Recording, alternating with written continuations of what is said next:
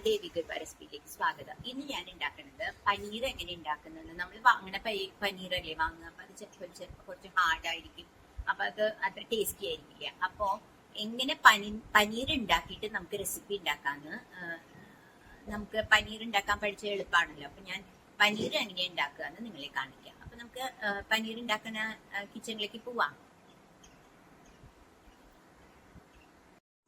അപ്പോൾ ഒരു പാത്രത്തിൽ പാലെടുത്തിട്ട് നമ്മൾ അതായത് 1/2 ലിറ്ററിന്റെ 4 കവർ പാലെടുത്ത് ഞാൻ തിളപ്പിക്കാൻ വെക്കുകയാണ് കേട്ടോ. ഇത് നമുക്ക് എന്നിട്ട് പിരിക്കണം, എന്നാലേ പനീറാവുള്ളൂ. അപ്പൊ അതിന് വേണ്ടിയിട്ട് പാല് തിളപ്പിക്കാൻ 1/2 ലിറ്ററിന്റെ പാലെടുത്ത് തിളപ്പിക്കാൻ വെക്കുകയാണ്. പിന്നെ ആപ്പിൾ സിഡർ വിനേഗറാണ് ഞാൻ ഇതിൽ ഉപയോഗിക്കണേ കേട്ടോ, പാല് പിരിക്കാൻ വേണ്ടിയിട്ട്. അപ്പൊ തിളച്ച പാലിലേക്ക് നമ്മൾ അത് ആഡ് ചെയ്യുമ്പോഴാണ് പാല് പിരിയുക. കണ്ടില്ലേ, ഇതാ ഇവിടെ തിളച്ച പാലിലേക്കാണ് ഞാൻ ആഡ് ചെയ്യണത്. കുറച്ച് കണ്ടില്ലേ, ഇത്രയും ഒരു ഒരു ഇതില് ഒരു 1-2 സ്പൂൺ ഒഴിക്കുമ്പോ തന്നെ അത് പാല് പിരിഞ്ഞു വരും കേട്ടോ.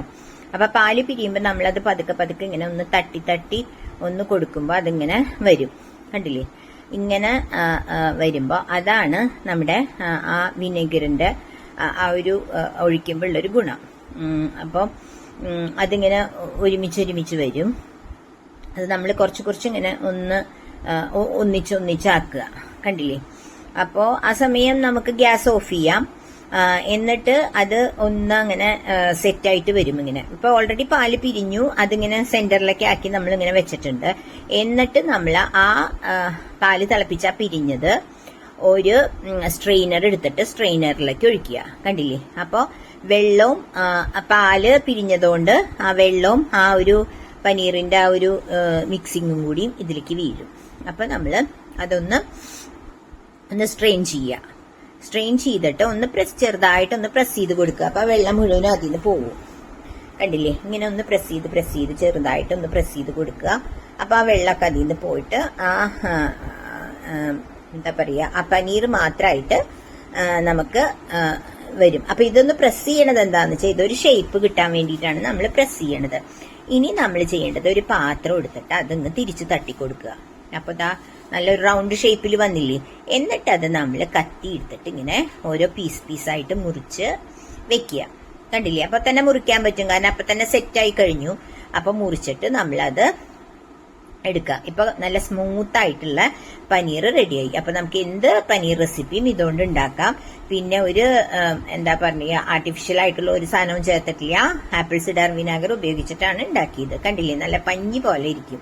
നമ്മൾ വാങ്ങുന്ന പനീർ കുറച്ച് ഹാർഡായിരിക്കും, പക്ഷെ ഇത് ഭയങ്കര ടേസ്റ്റി ആയിട്ട് നമുക്ക് കിട്ടും. ഇപ്പൊ പ്ലേറ്റിൽ ഇങ്ങനെ വെച്ചിട്ടുണ്ട്. എന്നിട്ട് നമുക്കിത് ഫ്രിഡ്ജിൽ വെച്ചിട്ട് യൂസ് ചെയ്യാം. അപ്പോൾ നമുക്ക് എന്ത് പനീറിന്റെ ഐറ്റം വേണമെങ്കിലും ഉണ്ടാക്കാം. അപ്പൊ നിങ്ങൾക്ക് ഇത് ഇഷ്ടപ്പെട്ടു എന്ന് കരുതുന്നു. അപ്പൊ എല്ലാവരും എന്റെ ഈ ചാനൽ കണ്ട് ഇഷ്ടപ്പെട്ടെങ്കിൽ സബ്സ്ക്രൈബ് ചെയ്ത് ഷെയർ ചെയ്ത് ലൈക്ക് ചെയ്യണം കേട്ടോ. അപ്പൊ നോക്കൂ, ഇതിപ്പോ ഇത്രയും പീസുകൾ കിട്ടുന്നുണ്ട്. കട്ട് ചെയ്തത് മുറിച്ചെടുത്ത് വെക്കുമ്പോ കണ്ടില്ലേ, ഒരു 10 കൂടുതൽ കിട്ടുന്നുണ്ട്. കുറച്ചൊന്ന് പൊട്ടിയിട്ടുണ്ടായിരുന്നു സൈഡിലെ, ബാക്കിയെല്ലാം നമുക്ക് കിട്ടിയിട്ടുണ്ട്. അപ്പൊ എല്ലാരും ഇതൊന്ന് ട്രൈ ചെയ്ത് നോക്കൂട്ടോ. അപ്പൊ നമുക്ക് നല്ലൊരു പനീർ റെസിപ്പി തന്നെ ഉണ്ടാക്കാം. അപ്പൊ ഞാൻ ഇനി അടുത്ത വരുന്ന എപ്പിസോഡുകളിൽ പനീർ റെസിപ്പി ഞാൻ ഇടാം. അപ്പൊ അതുവരെ ഞാൻ ബൈ.